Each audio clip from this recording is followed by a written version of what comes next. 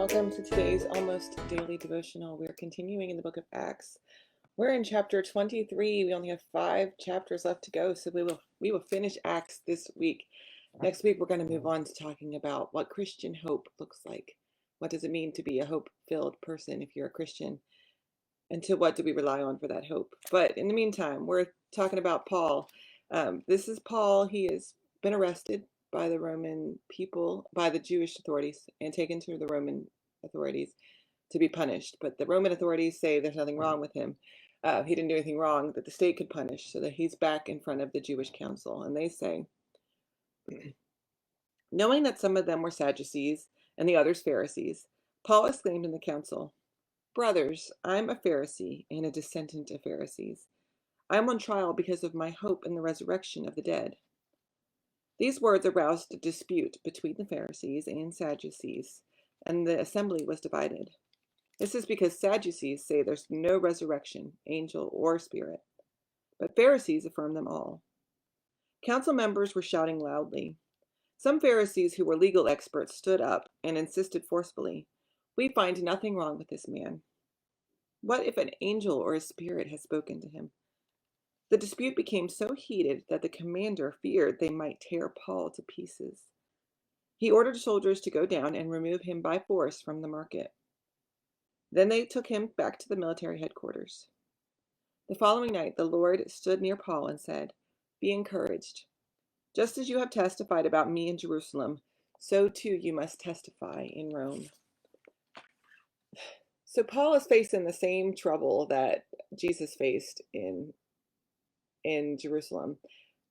He's caught sort of in a battle between two opposing forces within the same religion.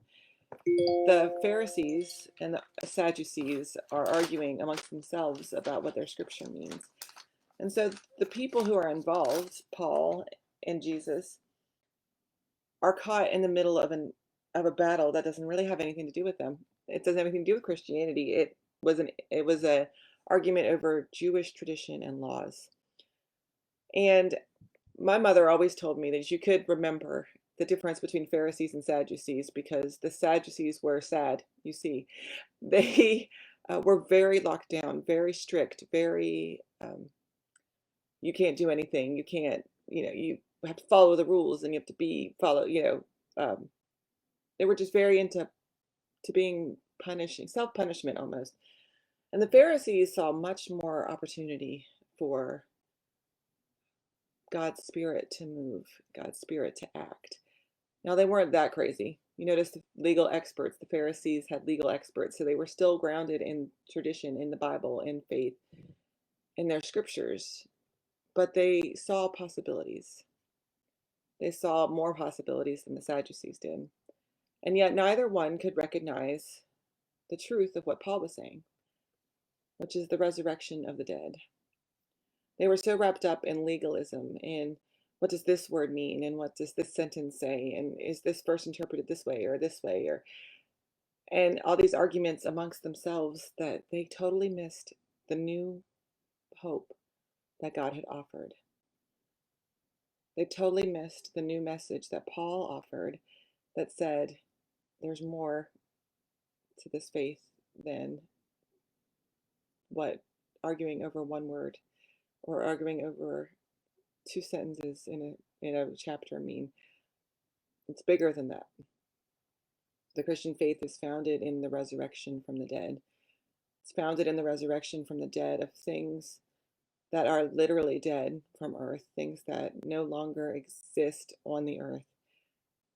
But it's also the resurrection from the dead of our lives, of our hope, of our ability to offer love to one another.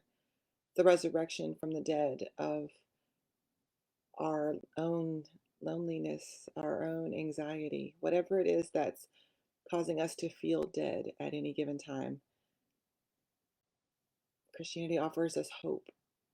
It offers us a resurrection that's not about the end of this life and the beginning of the next, but also about this life, the one on earth, the one that we experience every day. And so we can choose not to be a Sadducee. We can choose not to be a Pharisee. We can listen to Paul and trust in the hope that comes with the resurrection.